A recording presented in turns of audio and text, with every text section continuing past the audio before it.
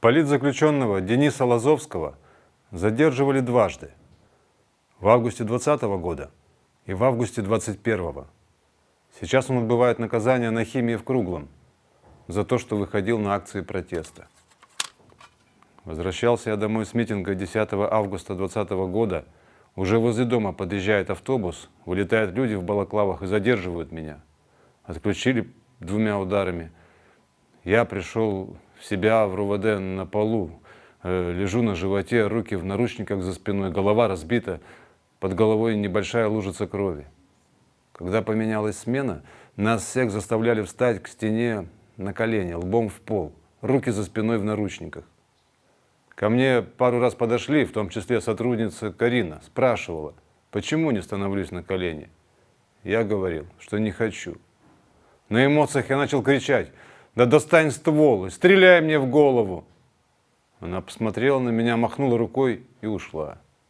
В общем, в РУВД избивали нас нормально так. Когда нас перевозили в Жодино, ОМОН пересчитывал нас по головам дубинкой. 1, 2, 3, 17, 18. Через год, 17 августа 2021 года, меня снова задержали. Возле подъезда, когда я выходил на работу. Снова избиение. По дороге в ГУБОП били ладонями по голове и по шее, задавая вопросы, которые касались моих политических взглядов. Затем на видео пришлось сказать, что участвовал в массовых беспорядках. Но я понимал, что ни в каких погромах и поджогах я не участвовал. Дальше меня бросили на Окрестино, а затем в СИЗО до суда, где я получил 3 года химии. То, что я попаду в такие места в статусе политзаключенного, никогда в жизни не предполагал.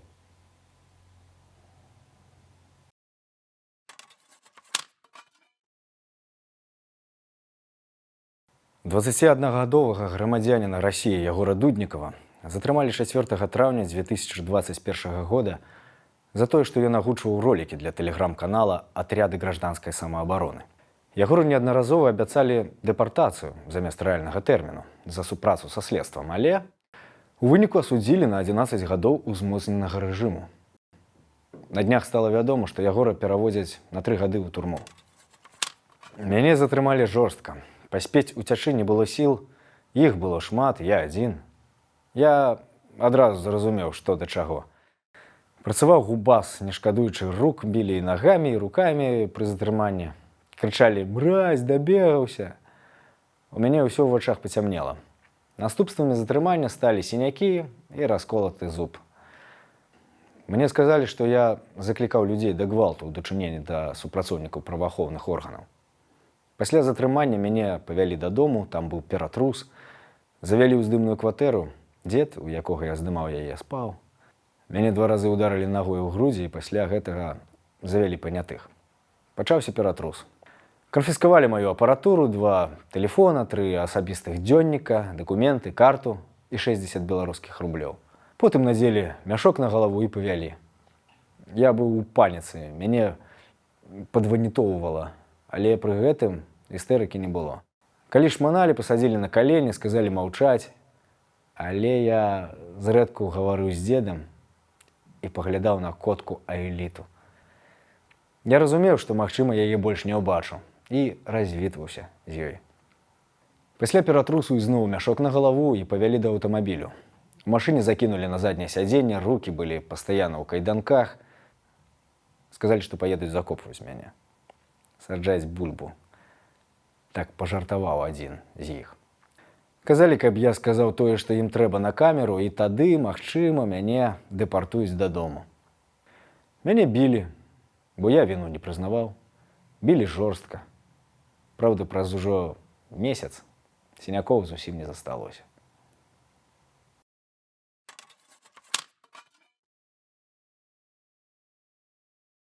З вечара 3 лістапада 2021 года 10 жанчын у двухмеснай камеры нумар 15 на Акрэсціна пачалі галадаць у знак пратэсту з нечалавечымі умовамі ўтрымання. У жанчын забралі ўсю верхнюю вопратку і цёплыя рэчы, не давалі туалетную паперу і мыла. таму арыштанткі абвесцілі галадоўку. Адна з арыштантак распавядае, чым скончылася гэтая галадоўка. Калі мы ўпершыню адмовіліся ад вячэры, раздатчыца ежы сказала, што галадаць мы можам толькі калі напішам заяву. Мы пасмяяліся. Нам няма чым і не было на чым пісаць. Ужо на наступную раніцу адміністрацыя ЦИПа рэзка адрэагавала на наш пратэст. У камеру залілі 2 вядра хлоркі. На падлогу кінулі рэчы. Раствор хлоркі быў даволі моцны. Кармушку зачынілі, дыхаць было складана. Калі на волю сышлі тыя, хто быў цвёрда настроены галадаць, працягваць галадоўку ў 2-3 сэнсу не мела. І як пацверджанне таго, што трэба было ісці да канца, лепш не стала, а стала горш. Нам не вярнулі асабістых рэчаў, ні скрадзеных сродкаў гігіены і лекаў. Нам не выдалі ні паперы, ні мыла, не вярнулі і вядро, якім мы разводзілі хлорку і паласкалі палавыя анучы. Нас усё гэтак жа працягвалі будзіць па начах. У суботу нам зноў у камеру залілі хлорку. Кармушку перасталі адкрываць навогул. Калі раней можна было дыхаць падчас прыёмаў ежы, то цяпер, мабыць, вырашылі, што мы можам і не дыхаць. Калі дзяўчынкі папрасілі даць вядро для мыцця падлогі, яны на ранішнім шмоне проста высыпалі смецце са смеццевага вядра нам на падлогу, брудная папера, брудныя пракладкі, рэшткі ежы і казалі: «Вось вам вядро». Дарэчы, па выходных у нашай камеры заўсёды быў як мінімум 1 дадатковы шмон. Імкнуцца выбраць час, калі хтосьці мыецца або ў прыбіральні. Гэта ў іх гульня такая. Жарт. Смешна. —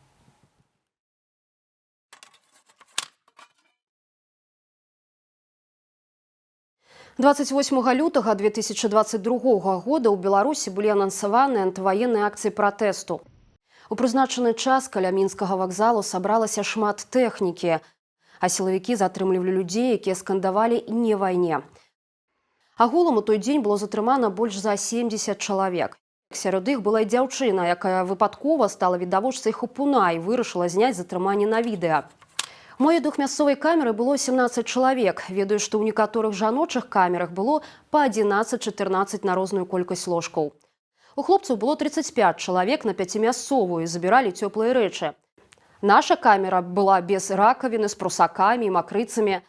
За перанасялення была духата. Час ад часу ўначы прачыналіся ад таго, што не хапае паветра, кармушкі не адкрывалі. Кармілі раз на сотні. Ад тых, каго забралі 27 лютага, я даведалася, што іх накармілі толькі раніцай 1 сакавіка. Тых, каго перавозілі на Жодзіна, увогуле не кармілі, незалежна ад таго, калі яны паедуць. Маглі перавезці ўвечары, а чалавек, па іх логіцы, не павінен есці цэлы дзень. Аднак рахункі павыстаўлялі ўсім за 3-разовае харчаванне. Ну і па класіцы. Без матрацаў, бялізны. Хлорку не лілі. За 3 дні разбудзілі толькі 1 раз, у 3 гадзіны ночы на пералік. Апроч усяго, у нас здарыўся канфлікт з сумнавядомым супрацоўнікам Акрэсціна, Яўгенам Рублеўскім. Таму што мы папрасілі туалетную паперу і адкрыць кармушку. У адказ пачулі, за што баролісь, на то і напаролісь, і лаянку. Пачаўся канфлікт паміж намі і ім. У выніку адну жанчыну адцягнуць яшчэ паспела, бо зразумела, хто ён такі. А другую Рублеўскі вывеў на калідор і ударыў галавой аб сцяну. А так мы адзін аднаго падтрымлівалі, абдымалі і супакойвалі.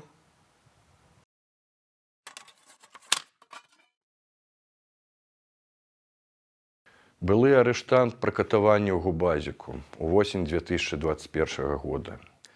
Каб зноў не трапіць за краты, мужчына вымушаны быў пакінуць краіну. Я рэзка тузануў ручку дзвярэй і наваліўся ўсім целам. На жаль, дзверы былі заблакаваныя. План уцёкаў не спрацаваў. Гэтым я выклікаў яшчэ большы гнеў, і той, хто сядзеў побач, прыняўся працаваць яшчэ старанней. Перыядычна я рабіў выгляд, што ад'язджаю, губляючы прытомнасць, бо разумеў, што трэба цягнуць час. Я заставаўся ў свядомасці ўвесь час, але выйграныя нават 10-20 секунд без удараў – гэта ўжо штосьці. У Губазіку мяне паставілі на расцяжку да сцяны. Ногі былі максімальна шырока расстаўленыя, увесь час хтосьці з іх біў па ступнях, каб ногі не зводзіліся ў звыклы стан. Ззаду атрымаў яшчэ некалькі удараў у галаву і па нырках. Хтосьці схапіў мяне за кашулю і кінуў на падлогу. Пасля былі ўдары нагамі па ўсім целе. Галаву як мог закрываў і таму атрымаў шматлікія ўдары на рукі. Потым хтосьці з іх узяў палку і прыняўся лупіць па целе ногі, спіна, азадак, рукі. Вакол усе рагаталі, а той, хто біў, паўтараў: «Жыццё – гэта боль, жыццё – гэта боль, а як ты хацеў?» Я хацеў, я нічога не хацеў, я крычаў ад болю. Так было лягчэй яго пераносіць, але нікога не прасіў спыніцца і наогул ні пра што не прасіў. Найглыбокая пагарда да іх была і тады, і цяпер. Я чуў, як хтосьці з іх тузануў на маёй шыі ланцужок з крыжыкам і парваў яго. Крыжык адляцеў у бок на падлогу.